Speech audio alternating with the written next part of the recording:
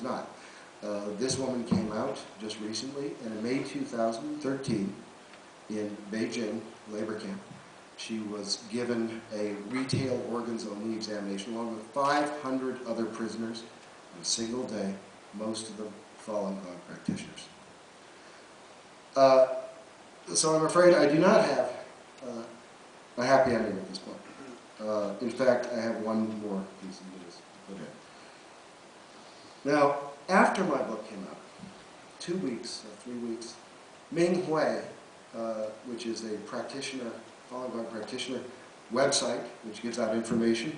It acts, really it's a spiritual website, it acts as a kind of spiritual lifeline for Falun Gong practitioners across the world. So most reporters totally ignore this kind of stuff. They're like, and I think they're prigs, because actually Ming Hui has a lot of information on it. For example, they came out with an investigative report which claims that in 12 provinces, practitioners have been given, had policemen come to their homes. These are people who are not in prison.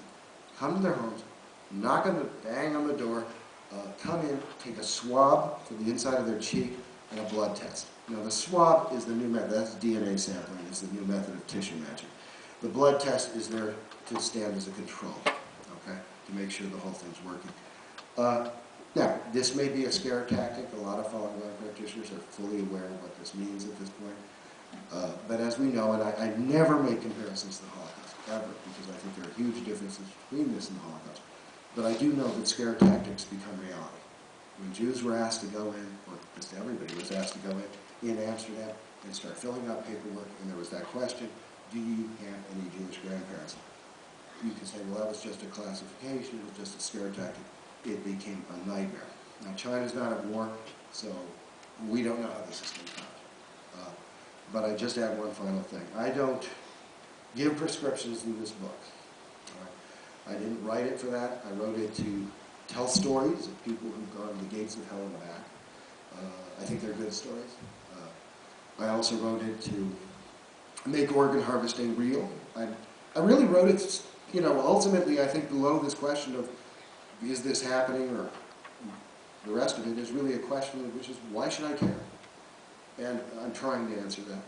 I'm trying to, in the book, that's why it's a little long, so I apologize for that.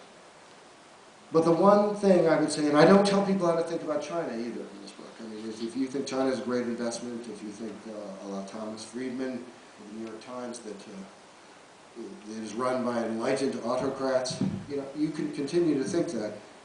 My point is, this is true too. So you have to figure out the way to put those two images together. But one thought does occur to me, which is, I do not understand how any Canadian should be allowed to go to China, no matter how desperate they are, and receive an organ that chances are comes from a perfectly innocent human being and will die on order on their behalf. And with that, I'm going to leave you there. Thank you very much.